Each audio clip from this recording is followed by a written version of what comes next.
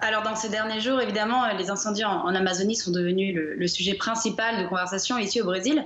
Et c'est ce qui a obligé le président Bolsonaro, comme vous le disiez, à réagir. Il a donc décidé de déployer les forces armées dans les zones les plus touchées à partir d'aujourd'hui, et ce pendant un mois. Mais au-delà de la lutte contre la propagation des incendies, ce sont les échanges tendus entre Bolsonaro et Macron qui sont au cœur du débat ici au Brésil, et notamment la question de la souveraineté nationale. Le général Villas-Boas, qui est un ami proche de Bolsonaro, a déclaré sans jamais apporter de preuves que la France serait prête à intervenir militairement en Amazonie. Il a même parlé de l'utilisation de l'arme nucléaire. Et c'est un discours qui a été massivement repris par la blogosphère ultra-conservatrice qui est très active au Brésil, avec le hashtag viral Macron ment.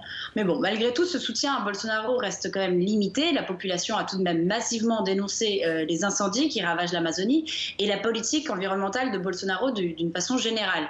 Hier, de grandes manifestations ont eu lieu dans une dizaine de villes du pays. Et il y a tout juste une heure, les gouverneurs des États amazoniens ont lancé un appel à l'aide officiel pour dénoncer une situation qu'ils ont jugée catastrophique. Alors Ingrid, on sait que le puissant lobby de l'agrobusiness a milité pour l'élection de Jair Bolsonaro. Est-ce qu'au final, ces incendies pourraient profiter à cet agrobusiness brésilien, l'agrobusiness du soja et de la viande bovine ? Oui, alors selon la version officielle du gouvernement, l'origine de ces incendies est principalement liée à une hausse de la sécheresse dans la région amazonienne, mais ce n'est pas l'avis des scientifiques qui, eux, dénoncent clairement des incendies criminels, notamment dans le but de déforester pour faire place à des champs de soja et des pâturages. Il faut savoir qu'au Brésil, le lobby agricole est l'un des acteurs les plus importants du pays, mais comme vous le disiez, c'est aussi l'un des principaux alliés du président Bolsonaro. Et pourtant, face à l'ampleur de la crise internationale liée aux incendies en Amazonie, contre toute attente, les producteurs de soja ont officiellement condamné hier les incendies volontaires en Amazonie, certainement par peur de perdre leur label vert et par peur aussi des sanctions économiques, notamment de la part de l'Union européenne.